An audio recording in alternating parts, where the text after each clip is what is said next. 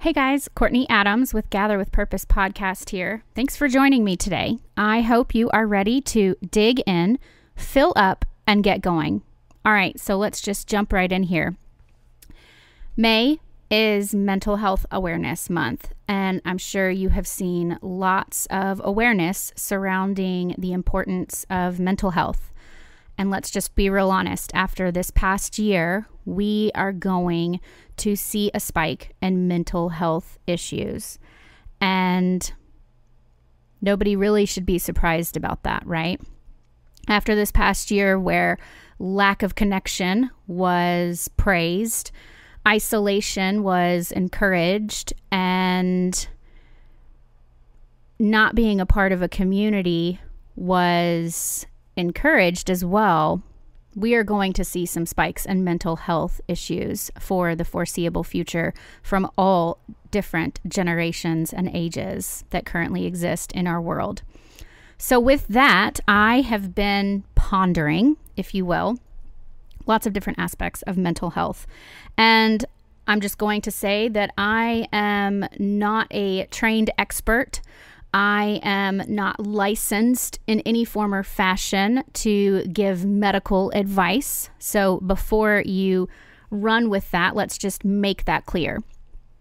But I am a human, and I too do suffer from mental health issues that I have fought against for more than 2 decades of my life. So a little background before we get started. I am a sufferer of anxiety and depression, and I have some OCD tendencies, more than just type A. But anxiety and depression are my big ones. And the anxiety is something that I deal with every month, sometimes multiple days in a row. The depression is something that I fight against through multiple different avenues in my everyday life. And by the grace of God, I have not suffered a depressive period in a while. Okay.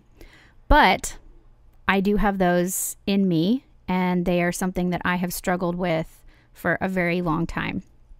So as we focused on mental health this May, and I know May is gone at this point, it's something that we need to focus on every day. It's something that deserves our attention in the everyday. It's something that's going to affect at least one, if not a handful of folks that we are in close relationship with, and it's something that we need to be made aware of. So before we get started, I want to encourage you to ask questions of those around you. Be open to hearing what they have to say. Dig deep in your research. And if one of those strikes a passion chord within you, become an advocate for that. Because while you might not suffer from some form of mental health that is related to those around you, you can fight for them. And it means the world to them, because when you suffer from mental health, it's really hard to fight for yourself, because you are just trying to fight to be yourself every day. So I want to give you permission to unplug and regroup without feeling guilty. You can't be there for others if you don't take care of yourself first. And I get that that is easier said than done when you suffer from some form of mental health ailment. Like I said, am a mental health sufferer. And some days that idea is much easier than others. So before we dig in, let's just be reminded of where you can find the podcast, how you can share the podcast, and where you can find me elsewhere. So, of course, Gather with Purpose podcast on YouTube is where you can find the podcast. You can also find it on my website, CourtneyNAdams.com. You can sign up for those emails, which I might send once a week. Let's just be real honest. That doesn't always happen. And you can also find me on www.mymaryandmartha.com/cadams. I am a national leader with Mary and Martha. We are a direct sales company underneath Dayspring, and I would love to connect with you there as well. So May was Mental Health Awareness Month, and we have a lot to really think about and dig in with that. So let's just jump right to it, shall we? So at the beginning of the month, my husband and I took a vacation, just the two of us, and we just got away to the beach for a week, a Monday through Friday. We had no plans. We had nothing on the agenda other than getting to our destination and just taking it one day at a time. I don't know that we have ever really planned a vacation like that. And it was incredibly filling for both of us. We both needed it. And we both didn't realize how much we needed a vacation like that. And so to be able to have that opportunity was really amazing for both of us. And it really helped both of us at the end of a very hard semester that I don't know that we realized was as hard as it was, because we were knee deep in life and we were literally just trying to make it through each day with school and work and the house and the yard and just life, right? I think we all can probably relate to that fairly well in some form or fashion.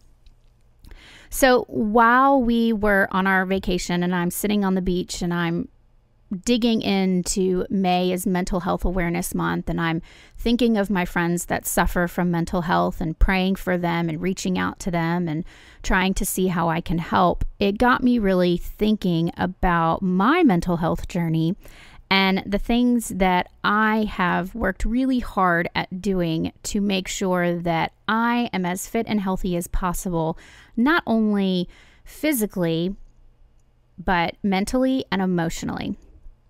So if you're listening to this and you know anything about my background and my childhood, I was raised by divorced parents. My mom was single, still is single, has never remarried, and my father remarried a woman that is nothing short of the Wicked Witch of the West. And she made sure that we knew exactly what she was capable of doing. And she did a very good job at deteriorating my mental health through every form of abuse except for sexual. So I had no mental health confidence or strength or self-esteem as a preteen, a teen, and a young adult.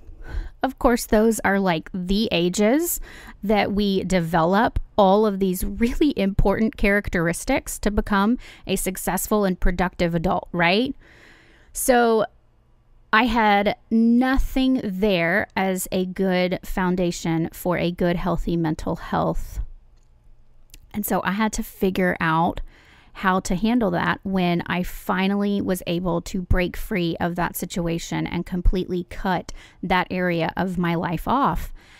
And as a mental health warrior, I guess, survivor, whatever you want to call it, there are some things that I have done to really try and help build my mental health. And things like exercise. So I have 3 kids. My body has been through the ringer with 3 kids, and I love exercise. But it's been a hard journey getting back into it because of carrying and birthing 3 children. But in college, when I was learning about how to kind of break free and break out of what I was going through as a young adult with my father and the Wicked Witch, I learned that exercise was really helpful for me because I could completely zone out and tune out, and I could get in a zone, and I could kind of take my frustrations and my irritations and my anger either to the pavement, to a treadmill, on a bike, an elliptical, a really intense workout class, or a really intense strength training class in my dorm or apartment in college. I learned that exercise was really beneficial to me physically and emotionally and mentally because that physical strength would translate to me feeling mentally stronger because I now had the ability, at least I felt like I had the ability, to be stronger physically to protect myself if I needed to. Now, what's sad is that that's how I even had to feel in certain areas and around certain people of my life. But that's just the case. So it was what it was, but now it's translated to my exercise literally is my happy juice. It keeps me focused and sane. I don't do it every day because I have bad knees and I have hips that have carried 3 giant babies, and I am learning about limits. Anybody else learning about limits?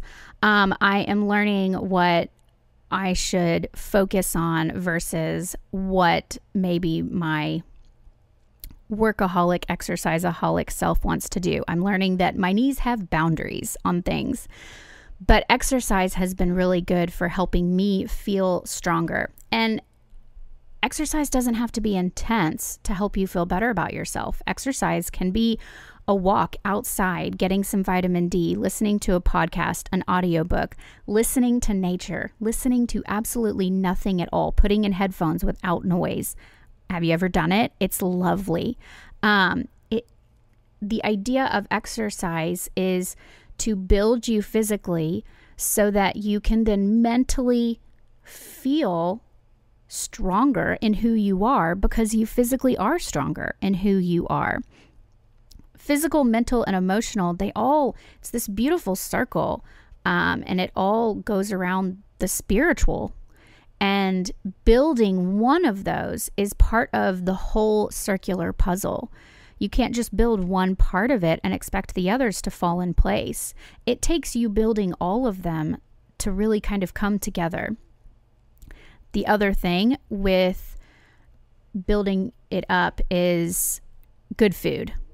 So we are huge proponents of having good food options in our home and checking ingredients and eating good things and making sure that what we put into our body fuels us and takes care of us, because the saying "you are what you eat" really is true. If you eat junk all day, and I'm sure you can test this and attest to this, you're not going to feel that great. But if you eat good things, if you eat whole foods and you eat good proteins and you eat as much as you can that comes from the ground instead of from a box made in a factory, you're just going to feel better. Instead of eating the junk and the processed and the drive-through and the sweets and all of that, you just are going to feel better mentally, and you're going to feel stronger because you're fueling yourself with good food. You're also going to snack less because you're not just putting fillers into your system. You're putting things that are actually filling you up and keeping you full.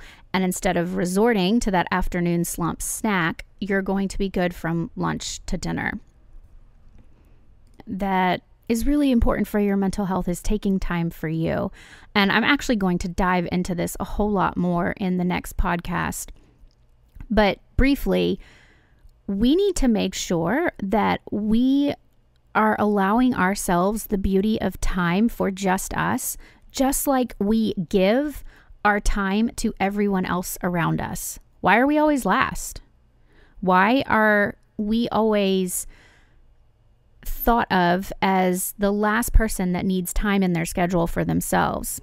I get it. As a mother, it's just what we do, and everybody does it. I do it, and I have to check myself a lot on it and make sure that when I'm scheduling all the things for all the people in my life that God is telling me to say yes to, that I'm also saying yes to myself, because God isn't leaving me out. So why am I leaving me out?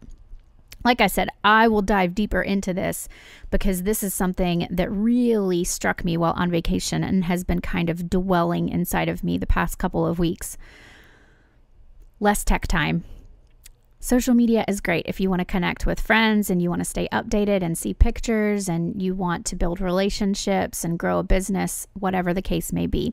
Social media can be a really wonderful asset. And I think a lot of us can say that while we do have a love-hate relationship with social media in general, we're still on because of a couple reasons.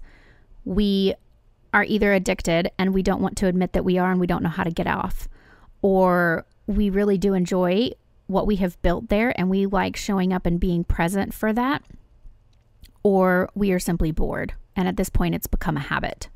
One of those three reasons are, or a combination of the three, are what's keeping you on social media. But that doesn't mean that we need to be on social media all the time. We can definitely be present on social media. And if we feel like we need to have a presence on social media, we can do that without being there all the time. We need to be on our computers less. We need to be in the world more, not for the world more. We need to be in the world more with humans so that we can show other people who we are, what we're doing, what we're here for. And I'm specifically thinking about as a believer. You know, Jesus tells us to be in the world, but not of the world. We don't need to become the world to be able to share his message. And if we're spending the majority of our time on a computer behind a screen, we are not able to translate what we're thinking and saying and what we want to get across appropriately. We just cannot. Tones get misconstrued, ideas get taken the wrong way. We assume something is out of anger when it's really not. We import our perspectives and views onto somebody else simply through what they say when really it might be completely different. Less tech time is so important for building our mental health and keeping us mentally healthy and strong. It's easy to fall into that comparison trap, thinking, oh my gosh, I need to keep up with the Joneses, or I need to be a part of this, or do this, or join this. Guys, if we're not on tech as much as we are, and we don't know that an event exists, we don't even have the opportunity to have FOMO.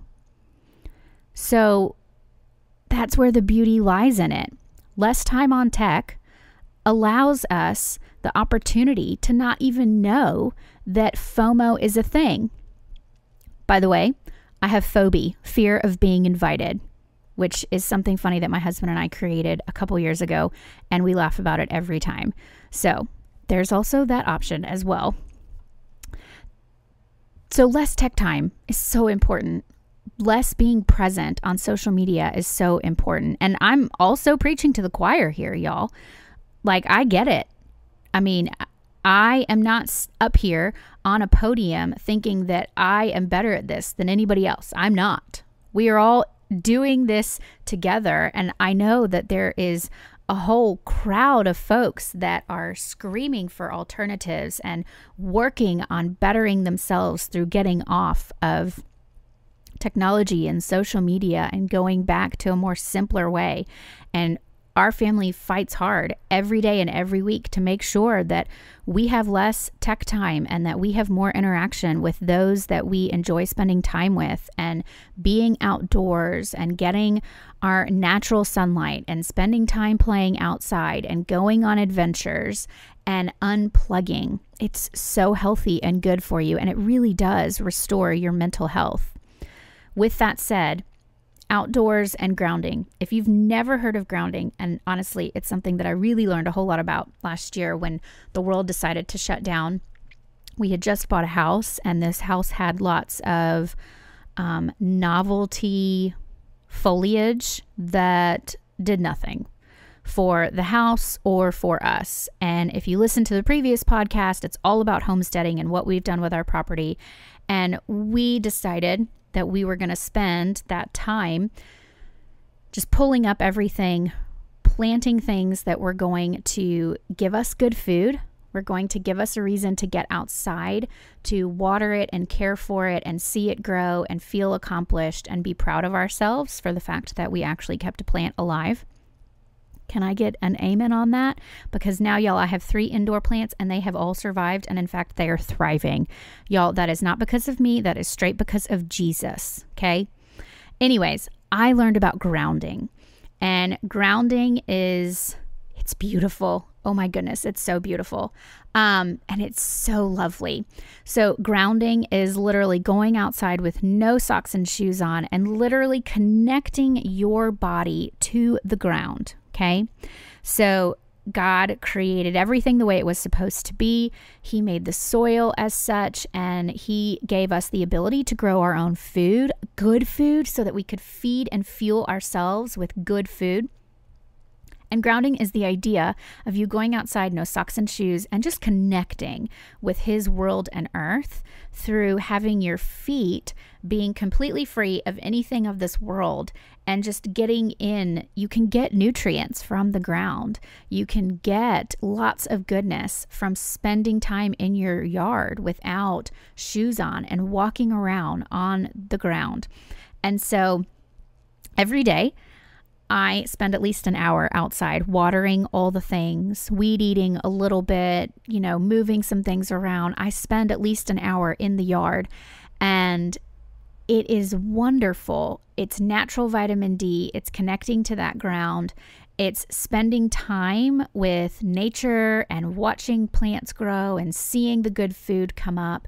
And it's definitely good for my mental health. I can say that when I don't spend that time in grounding, I can tell a difference in my day. There's something about it that produces energy in you, and it really does. And whether it's the vitamin D or the connecting to the ground, whatever the case may be, it really does work so well. And so being outdoors and grounding and spending time at the parks and going on walks and going on bike rides and exploring new gardens and pavilions and things like that, so good for your mental health as well. Natural vitamin D, it's like God's medicine from our solar system is natural vitamin D. And we're all deficient in it, every single one of us. Even if you take vitamin D, you are still deficient in it. We all need more vitamin D, and the more natural vitamin D we can get, the better. And so spending time outside, not confined in the things that are of this world, and instead going outside and being present in what God made in those first 6 days that He created everything, is wonderful. It really does fill your cup and you feel a lot better. And you don't have to spend all day out there. I get, if you live in the South, it gets hot in the summer, and I get it. Some of y'all don't like to sweat and some of y'all don't like to be outside. This is my husband in a nutshell. However, spending just a little bit of time outside every single day can truly make the difference in how you feel between the wind blowing and the trees rustling and the birds making noises and seeing your kids play and waving to friends as they pass on the street and watering plants. And if you're growing food, picking what's ripe and ready, knowing that you grew that from a seed and that you can now eat it, seeing beautiful flowers, seeing the butterflies fly and the bees buzz, and knowing that they're pollinating and carrying stuff from your yard to other yards. Like, it's just this beautiful picture of a really serene area, an opportunity for you to just kind of soak it all in, right? That's not anything that we can create on the inside of our home. That's only something that could come from the creator of the world. And it's something that we should marvel at, quite honestly, because we can't do that. We can't create any of that. And so spending out time outside, I cannot stress it enough. It's so wonderful, and it's just such a great boost to your mental health. And if you can exercise outside efficiently while soaking in the world around you, guys, you're getting some good outdoor time and some good exercise, and you're taking time for yourself. You're not on social media. Like, you have knocked out 4 of these things that I've already talked about through just one exercise session. That alone, just thinking of that, should totally get you jazzed up to go do your next exercise session outside, even if it's just walking. Walking is so good. Lastly, the one thing that really helps me is laughter. And I know it helps a lot of people. Laughter is such good medicine. We've seen it said, we have said it, we have heard it. We have all been around that person that has that contagious laugh. Maybe you have that contagious laugh that really just gets everybody going, which then just keeps you going. It's this beautiful cycle of just laughing and producing really good, happy chemicals in your brain. Laughter is so good for the soul, and it really does help your mental health. My mom told me that when I got married, to marry somebody that would make me laugh, because laughter can really make things just better on the really hard days. laughter can really just kind of cut the silence or cut the tension. It doesn't mean that you're ignoring it and you're walking away from it, but sometimes you just need a break from it to be able to break through it. And laughter is so good for that. My kids make me laugh all the time, and my husband and I joke and we wonder what we did for entertainment before we had kids. Anybody else feel that way? Like, our kids are hilarious, and I have no idea how or where they got it from, because I don't know that I'm really that funny. And my husband is hilarious. I will give him that. But my kids are so funny, and they keep me laughing all the time, doing the most random stuff. And laughing at people, those you love, out of carefreeness and just laughing because of life. If you can find the laughter and the joy in the really hard times, you really can help yourself grow and become more mentally strong. When you aren't strong mentally, it really does affect every other area of your life. And I know this because I suffer from mental health. I basically spent all 3 years of college completely depressed. Had no idea I was depressed because nobody really took the time or spent the time with me to help me through it. I had to figure that out myself. I was working through dealing with my dad and the Wicked Witch. I had a high school boyfriend in college that really was there for show and really could have cared less. And until I got mentally strong and decided that my mental health was a priority, and until I started exercising and feeling physically strong and confident in who I was, I really didn't realize that that relationship was not a healthy one. Now, I didn't know that because my example of a significant other was not exactly the best one from my father. And the guy that I was dating at the time was just like him. And so my mental health affected everyone around me. It affected my mom and my brother when I would see them on breaks. Nobody wanted to be around me. And I was depressed and unhappy. I really didn't love going to school and learning, which I love to learn. It affected friendships. I don't have a whole lot of friendships from college. I didn't have a whole lot of friendships during college. And quite honestly, I don't blame people for not wanting to be around me. I didn't want to be around me. But I wasn't taking the time for myself. I wasn't wanting to figure out what was going on. I wasn't eating well. I wasn't talking to anybody. I wasn't exercising. And it really wasn't until that last year that I really figured out what was going on, that I could really make some changes and really work through it. And again, I'm not a trained professional or somebody that can diagnose you, but I do have personal experience. And I think personal stories are huge. I love hearing personal stories from people to really get their perspective, because not everything in life needs a trained professional. In fact, I think we maybe have a few too many trained professionals that are doing it by the book instead of doing it by life. Just going to throw that out there. But my mental health affected everybody around me. I wasn't fun to work with. I went to work. Nobody really enjoyed being around me. I didn't really enjoy being at work. Who could blame them? Mental health is so important. It's so important. And we have a whole month dedicated to it in May. And while that's a great time to really showcase mental health is something that we need to focus on every day of every week, of every month, and every year. And we need to be proactive about it with our children and our family members. And we need to call it out for what it is in a loving and honest way, because we care for them and we want to help them and we want to see ourselves, we want to see them, become better and stronger and healthier so that they can be around and enjoy and find joy and see the good and the laughter and see that life really isn't meant to be depressed and anxious all the time, because it really does affect every area.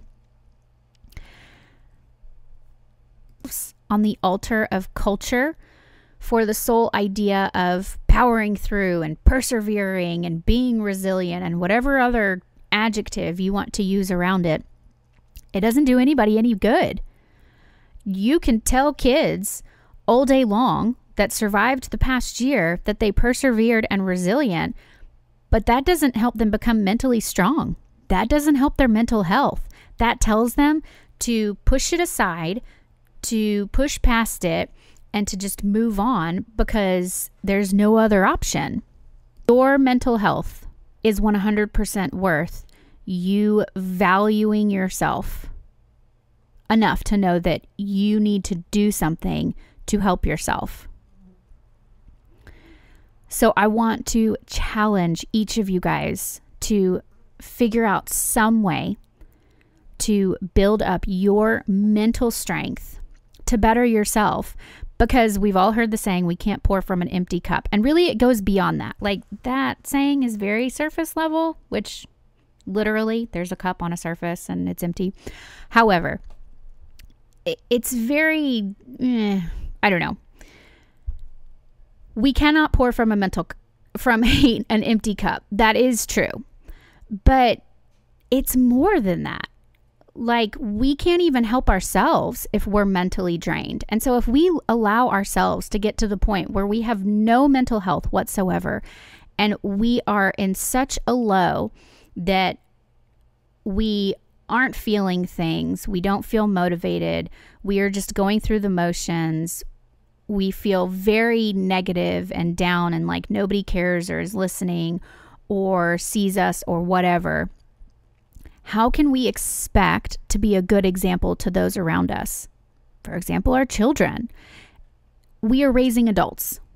You're not raising children, you had a child. You're raising an adult. We want to be a good example for the adults we are raising. And sacrificing yourself on the altar of mental health depletion in a culture that says to continue to go, to continue to push forward, to push yourself aside, that me time is selfish, blah, blah, blah, blah, blah. We are not being a good example. We are perpetuating the cycle. And there are so many cycles in life that need to be stopped, that need to have our foot put on top of them and say, no more, I'm not doing it. And mental health depletion is one of them. So whether it's exercise or good food, taking time for yourself, less tech time, grounding yourself, being outdoors, laughing, seeing a psychologist and getting that weekly session in and taking medicine, because there is nothing wrong with that last one. Let's just make that real clear. Anybody that tells you that there is something wrong or giggles or makes fun of the fact that you go and you sit with a counselor and you chat with somebody that's neutral and get a different perspective and they give you a prescription for a medicine they think that will help you. If somebody wants to degrade you for that, peace out, dude. Like, don't even wait around for that. Don't even try to convince them otherwise. They are not your people. They are not your tribe, and they've got to go. You can pray for them as you close that door on them, but no, there is absolutely nothing wrong with that. It's not taboo. We have to stop treating it as such. And instead, we need to start encouraging everyone around us, because after this past year, we are about to see a huge increase in the mental health field and the diagnoses, and more people around you are about to be diagnosed with some form of mental health disorder and issue. And we need to be encouraging to them. We need to be positive. We need to be a light. We need to speak our story. We need to share our story. We need to be vulnerable so that these folks around us can become mentally healthy and stronger through the community of mental health warriors. We cannot fight this battle alone. In fact, trying to do so will only put you further in that valley of anxiety, depression, OCD, whatever the case may be. Trying to do it by yourself does not make you stronger. Just like trying to hold yourself accountable to training for a marathon or a half marathon, people don't do that on their own. They have a partner, they have a group, they check in, they show up, they're held accountable. Why is mental health any different? It's not. I want to encourage you guys to show up for your community, to share your story, to be vulnerable, to be real, and to stop sacrificing yourself on the altar of culture that says we should just go and go and go and go and do and do and do and plan for others and be there for others. Guys, You cannot be there for anybody else if you do not first value who you are. It's just plain and simple. It just makes sense. So I hope, and I would love to hear your story if you want to share your story. I hope that some part of this touched you, because I have been chewing on this all month, and I have 2 more episodes after this that kind of go along with this. And I hope that at the end of all of this, you feel encouraged to share or be vulnerable or reach out or build a community with those around you, or be an encourager, share the light, whatever the case may be. That's the whole point of this, is to do just that. So thank you for joining us today. I hope you dug in, filled yourself up, and are ready to get going. Nothing gets done sitting around waiting for others to do it. So let's be the ones that do it, get it done, and do so boldly and authentically. The world needs more of that. Swim upstream in a waterfall culture. Again, to find us, you can find us on YouTube with Gather with Purpose podcast channel. I would love for you to share this episode with a friend or a family member. You can also find it on my website, CourtneyNAdams.com. You can sign up for free and unsubscribe whenever you feel like it. I also have the podcast on Rumble. It is a free app that you can sign up for. Gather with Purpose podcast channel, of course, on Rumble, same name. And if you're interested in Mary and Martha, we are a product of Dayspring. We're a direct sales company. I'm a national leader. www.mymaryandmartha.com/C Adams. I'd love to connect with you there. The whole purpose of Mary and Martha is to build up, empower, and encourage women through sharing products that have the Word of God on them. Thanks for joining us today, you guys. I would love to hear your stories if you have one and want to share and be vulnerable. I hope to see you and be with you on the next episode, which just goes right along with what we talked about today. We're going to be talking about prioritizing ourselves and saying no, and how to say no. So I hope you'll join us for the next one. Have a great day.